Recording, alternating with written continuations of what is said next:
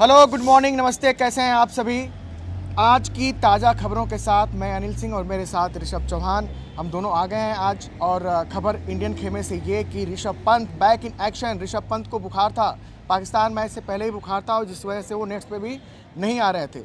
लेकिन दुबई में कल शाम को टीम इंडिया ने नेट प्रैक्टिस की और वहाँ पे ऋषभ पंत एक्शन में दिखे। वो पूरी तरह से फिट हैं, स्वस्थ हैं। दूसरी खबर ये कि मॉर्ने मॉर्कल इंडिया टीम के बॉलिंग कोच जो पर्सनल इमरजेंसी की वजह से चले गए थे अपने घर, वो जुड़ गए हैं। मतलब न्यूजीलैंड मैच से पहले जुड़ गए हैं। सेमीफाइनल, फाइनल सब में उनकी सेवाएं मिलेंगी। लेकिन एक कांड हुआ कल, एक कांड किया है अफगानिस्तान ने कर दिया है इंग्लैंड को बाहर टूर्नामेंट से। बिल्कुल सर, कल बहुत बड़ा उलटफेर ये हुआ है और आपने देखा होगा किस तरह से अफगानिस्तान के बल्लेबाजों ने बल्लेबाजी की। उसके बाद उनके 325 रन बनाए यार। 325 रन उनके बनाए। इब्राहिम जादरान ने क्या जाहिराना पारी के जारहाना पारी खेली यार। 177 रन की उन्होंने पारी खेली है 146 गेंदों के अंदर, जिसमें उन्होंने 12 चौके और 6 गगनचुंबी छक्के लगाए हैं। इसी के साथ उन्होंने नए रिकॉर्ड भी कायम कर दिए हैं। चैंपियंस ट्रॉफी में किसी भी बल्लेबाज का अब तक का सर्वश्रेष्ठ स्कोर है। हाँ। और एक हफ्ते पहले ही बना था, 4-5 दिन पहले बना था। इंग्लैंड के बेन डकेट ने 165 रन बनाए थे इस मैच में, जादरान ने। लेकिन अब उन्होंने 177 रन बनाने के बाद इस रिकॉर्ड को तोड़ दिया है। इसी के साथ वो अफगानिस्तान टीम के भी ऐसे बल्लेबाज बन गए हैं जिन्होंने एक ही मैच के अंदर सबसे ज्यादा रन की पारी खेली है। सर्वाधिक पारी, सबसे बड़ी पारी अफगानिस्तान की तरफ। और लेकिन अब इस मैच पे आते हैं और आखिरी ओवर पे आते हैं। जी, इंग्लैंड का रन चेज तो वैसे भी बहुत बेकार था। एक सेंचुरी बनाई जो रूट ने, आपने देखी वो सेंचुरी, कमाल की सेंचुरी थी। लेकिन बाकी सब 25 रन, 30 रन, 35 रन, 8 रन, उस तरह की उनकी पारी चल रही थी। लेकिन आता है आखिरी ओवर तक मैच जिंदा था। आप जानते हैं इंग्लैंड के आदिल रशीद जो लेग स्पिनर हैं, एक सक्षम बल्लेबाज भी हैं, वो क्रीज पर थे।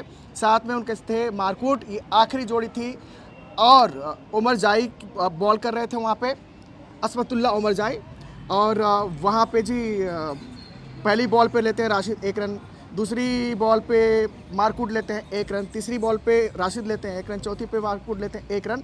अब 2 गेंदों पे चाहिए होता है वहाँ पे अफगानिस्तान को कितने रन? 9 रन। 9 रन चाहिए होते हैं। अब 9 रन चाहिए, आखिरी विकेट है, 2 बॉल, मतलब आपको 1 छक्का और 1 चौका तो लगाना है अगर जीतना है। तो वहाँ पे क्या करते हैं आदिल रशीद ने गेंद को लपेट दिया और गेंद भाग भी चली, लगा कि ये छक्का होगा, लेकिन लॉन्ग ऑन पे वो कर लिए कैच और 8 रनों के साथ अफगानिस्तान ने जीत लिया मैच। लेकिन इस मैच को इंग्लैंड ने भी काफ़ी ज़्यादा कोशिश की थी जीतने की, मगर उनकी कोशिश जो है वो सफल नहीं हो पाई, क्योंकि एक बड़ा टारगेट जो था, बड़ा चीज़ जो था, अफगानिस्तान ने वो इंग्लैंड के सामने सेट कर दिया था। और इससे अफगानिस्तान को एक फ़ायदा भी हुआ है। दरअसल फ़ायदा ये कि अगर ऑस्ट्रेलिया को अब वो हरा देते हैं, फिर वो सेमीफाइनल की रेस में, सेमीफाइनल की रेस में है और बिल्कुल, क्योंकि अब देखिए पाकिस्तान बाहर हो चुकी है, वहीं बांग्लादेश बाहर हो चुकी है और उसी के इंग्लैंड बाहर हो चुकी है। 5 है। टीमों का टूर्नामेंट बच गया है बस। बिल्कुल। 5 टीमें हैं और 2 हमारे ग्रुप से, तो आपको पता है कि इंडिया और न्यूजीलैंड ऑलरेडी थ्रू हैं। अब उनके ग्रुप से वो ऑस्ट्रेलिया आगे थ्रू होती है, साउथ अफ्रीका थ्रू होती है, अफगानिस्तान किसी का पार्टी और खराब करती। प्लस अफगानिस्तान की टीम के बारे में यार, ये कोई फ्लूक नहीं है। उलटफेर हम लोग कह देते हैं बहुत आसान है, बट लेकिन अफगानिस्तान बहुत अच्छी क्रिकेट खेल रही है, इसमें कोई शक नहीं। और लगातार दूसरी बार आईसीसी इवेंट में अफगानिस्तान ने इंग्लैंड को हराया है। इससे पहले साल 2023 में 69 रन से उन्होंने इंग्लैंड को हराया था। और अब अफगानिस्तान एक ऐसी टीम लगने लगी है जो बड़ी टूर्नामेंट्स में उलटफेर कर सकती है। इसीलिए जो टीमें उन्हें कमज़ोर समझती हैं तो वो कमज़ोर ना समझें। उन्होंने ये बात साबित कर दी है कि उनके पास एक ऐसे बल्लेबाज, ऐसे बॉलर हैं जो कभी भी गेम में कुछ भी कर सकते हैं, जैसे कल। और ये हाल तब है जब उनके 2 बड़े धुरंधर चलने रहे। गुरबाज अभी तक इस टूर्नामेंट में बहुत कुछ नहीं किए हैं, राशिद खान अभी तक इस टूर्नामेंट में बहुत कुछ नहीं किए हैं। इसके बावजूद भी अगर अफगानिस्तान ने काम किया है तो बीवेयर ऑस्ट्रेलिया, आपके सामने आएगी ये टीम। और वहाँ पे अगर इन्होंने काम कर दिया तो आपका भी टाटा बाय बाय हो सकता है। और ये टीम, अगर पाकिस्तान का पतन होना, अगर वर्ल्ड क्रिकेट के लिए अच्छी बात नहीं है कि पाकिस्तान की क्रिकेट नीचे जाती जा रही है। तो एक अच्छी बात यह है कि अफगानिस्तान की टीम ऊपर आ रही है। अफगानिस्तान की टीम धीरे धीरे ऊपर आ रही है और एक खास बात ये भी है इस चैंपियंस ट्रॉफी के अंदर कि अभी तक जितने भी मैच हुए हैं तो हर टीम के किसी ना किसी बल्लेबाज ने 100 रन की पारी खेली है। जी लेकिन एक पाकिस्तान ऐसी टीम है जिसकी तरफ से 100 रन की पारी नहीं आ पाई थी। वैसे आज पाकिस्तान का मैच है, पाकिस्तान और बांग्लादेश का मैच है, डेड रबर, कोई मतलब नहीं। लेकिन पाकिस्तान अपने घर पे खेल रहा होगा ना ऋषभ, तो कम से कम साख की लड़ाई होगी, इज्जत बचाने के लिए उनकी लड़ाई होगी। और उनके जो कपड़े फाड़े जा रहे हैं उनके देश में, उम्मीद की उनके बल्लेबाज और गेंदबाज जो नाम है, बड़े नाम है, दरअसल बाबर मैं है, आपको रिजवान है, शाहिन आफरीदी हैं, ये उनके गेंदबाज और बल्लेबाज मिलके कुछ अच्छा काम कर देते हैं तो जख्मों पे थोड़ा सा मरहम लग जाएगा। और इसी के साथ एक खबर और भी है कि युवराज सिंह के फादर हैं योगराज सिंह का भी एक बयान आया है काफ़ी ज़्यादा चर्चाओं में। उन्होंने कहा है कि 12 महीने के लिए पाकिस्तान की टीम उन्हें दे दी जाए, वो बब्बर शेर बना देंगे। और इसी के साथ उन्होंने पाकिस्तान के जो सीनियर खिलाड़ी हैं जैसे शुएब अख्तर हैं या फिर और भी खिलाड़ी हैं उनको भी वार्न किया है। उन्होंने सीधा सीधा कहा है कि आप अपनी टीम की आलोचना कर रहे हो लगातार, लेकिन अगर आप आलोचना से ज़्यादा अपनी टीम के साथ रहोगे, कैंप लगा के उन्हें बेहतर करने की कोशिश करोगे तो पाकिस्तान शायद फिर से पुरानी वाली पाकिस्तान बन जाए। जी बिल्कुल। योगराज सिंह आप जानते हैं थोड़ा ज़्यादा बोलते हैं, लेकिन उन्होंने ऑफर किया, एक तरह से बोला जाए तो पाकिस्तान के ना दुखती रग को और दबाया। वो कह रहे हैं कि हमको दे दो ना टीम, बना दो मुझे कोच और मैं इस टीम को सुधार दूंगा, उसको बब्बर शेर बना दूंगा। और साथ ही साथ उन्होंने उन्हें भी वार्न किया है सर। हाँ नहीं ठीक है, उन्होंने सही किया है कि देखो, चाहे शोएब अख्तर हो, चाहे वसीम अकरम जी हो, चाहे वकार यूनुस जी हो, वो सारे लोग इतने बड़े लोग रहे हैं और सिर्फ आलोचना करते रहेंगे तो उससे और आलोचनाओं से तो कुछ होने वाला नहीं है। आपको आलोचनाओं की बजाय अपनी टीम के ऊपर काम करना चाहिए, कैंप लगाने चाहिए। तो ये सारी चीज़ें हैं वो आजकल डिबेट्स में नज़र आते हैं, क्रिकेट पर बात करते हुए नज़र आते हैं, लेकिन क्रिकेटर्स के साथ जो है वो नज़र नहीं आते। तो भैया खबर ये है ऋषभ जी कि जो इंग्लैंड कल तक बड़ा मजे ले रहा था ना इंडिया का, कि ये सब टूर्नामेंट जो होस्टिंग हो रही है सब कुछ इंडिया के लिहाज से बनाया गया। कम ऑन यार, जीत तो लिए होते ना मैच। हाँ। पहले तो आखिरी 10 ओवरों में जहाँ पे अफगानिस्तान बैटिंग कर रहा था, आखिरी 10 ओवरों में इंग्लैंड के गेंदबाजों ने खाए 113 रन और जब चेज करना पड़ा उनको 326। तो भैया आप नज़दीक तक पहुँच गए, वो बड़ी अच्छी बात है, लेकिन पहुँचना ही काफ़ी नहीं होता, जीतना होता है, उस दहलीज को लांघना होता है जिसमें इंग्लैंड की टीम नाकाम रही। अब तो बात हो रही है जोस बटलर की कप्तानी पे भी कि अगर 2023 में इंग्लैंड पहले ही दौर से बाहर हो गया था तो शायद उसी समय टाटा बाय बाय कर देना चाहिए था बटलर को कि भाई कप्तान हमारा कोई नया दूसरा होगा, और शायद अब इंग्लैंड वो फैसला लेगा भी। खैर, इंग्लैंड इस टूर्नामेंट से बाहर और हमारे लिए अच्छी बात है कि हमारे अंदर आ गए हैं कौन, हमारे बॉलिंग कोच। और इंडिया को खेलने हैं बड़े इंपॉर्टेंट मैचेस यहाँ से। एक तो न्यूजीलैंड की टीम से हमें भिड़ना है।